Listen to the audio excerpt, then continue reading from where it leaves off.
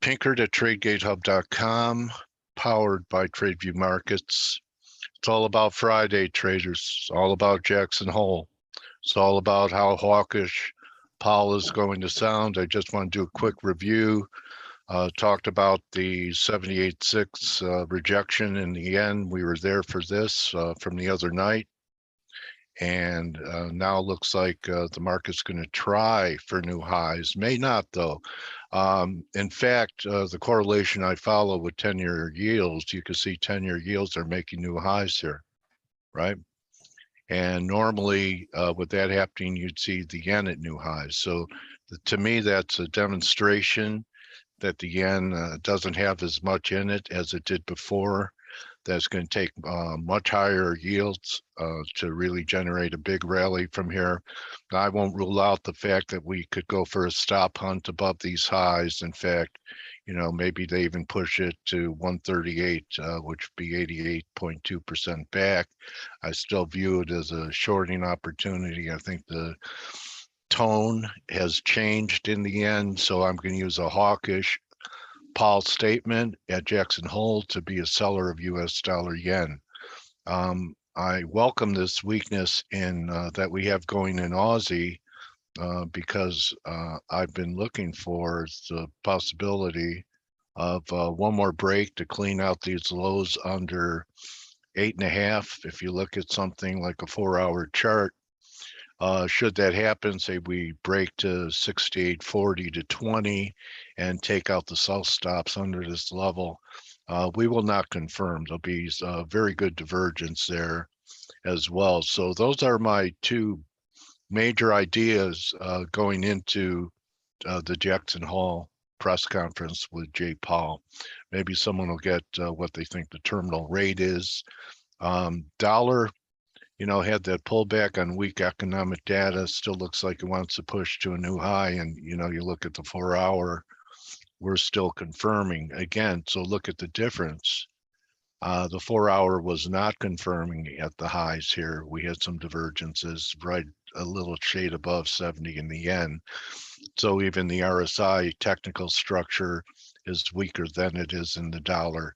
Had a pretty good break. Something else that we caught in TradeGate Hub up here in USD CAD from the 3040 level.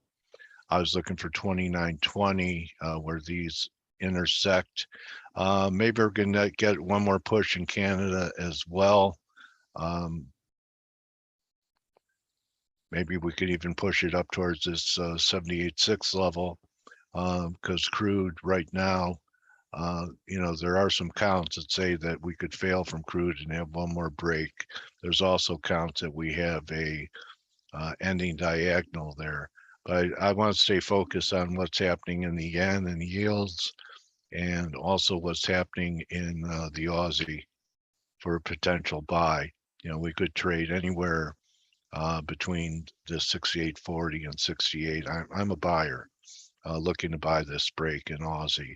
So that takes us to the gold market, and we had a nice little retest in the gold market yesterday of the 61.8 and really had a nice rally back. Looks to me like, you know, you just have to be long. I am long. You had some decent partials if you took it, and now you have to have your stops about 15 lower under 1729. Same scenario in silver. Silver looking a little weaker. Are we going to take out this 1870? That's where my stops are. So basically looking at is this is going to be a bottom. We shouldn't take out these lows. And moving over to the S&Ps, you know, we've had some decent weakness here. We're back in this zone. There is some pretty good support at 38% back, but we could also drop back down towards this 4,000 level, 39.5. We'll see if that happens. Not as much high conviction as I've had the last week and a half or so, and waiting for Powell. One thing I do want to point out in the euro, and you know, everyone's there are talks of targets towards 97 and a half, be another 200 pips here. to the downside, but I want you to just pay attention just in case everyone's wrong and we're not going to head lower. Although what might happen in Ukraine over the next few days, the euro could suffer. That may be maybe what flushes it down there. But you see the high that we had yesterday went right back to the throw over wedge line. It came in, yesterday's high was a little over par 18. I could say that if we traded back over par on a closing basis, that would be the beginning of a short squeeze that could happen here in euro. I've been looking for a bottom for a while in euro, but I recognize that the commodity currencies were the place to play, as well as US dollar yen. And again, the main divergence I see here is new high in yields without new highs in the yen, which we're still, what was the higher, about 37.70. We're still about 70 pips away. So these are the two things I'm looking forward to trade. After Powell, normally don't trade much on Friday, but you know, when you have an NFP on Friday or some potential major inflection point, like the whole world waiting to hear what Powell has to say, maybe he'll mention a terminal rate.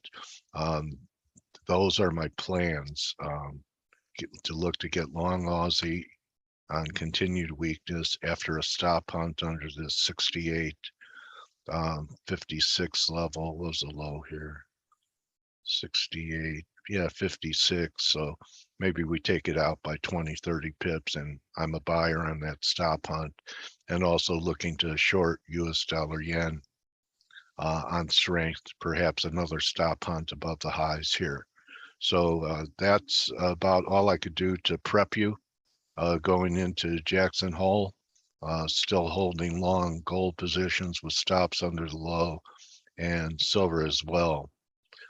Only about 25 cents from taking that out. The gold silver ratio is acting pretty good. It almost looks like we wanted to, you know, make another run up here. It still is so far a failing rally, and I think we'll know by the end of the week whether or not we have a low in place in gold and silver and a top in place in US dollar yen, and the beginning of right shoulder and bottom in Aussie.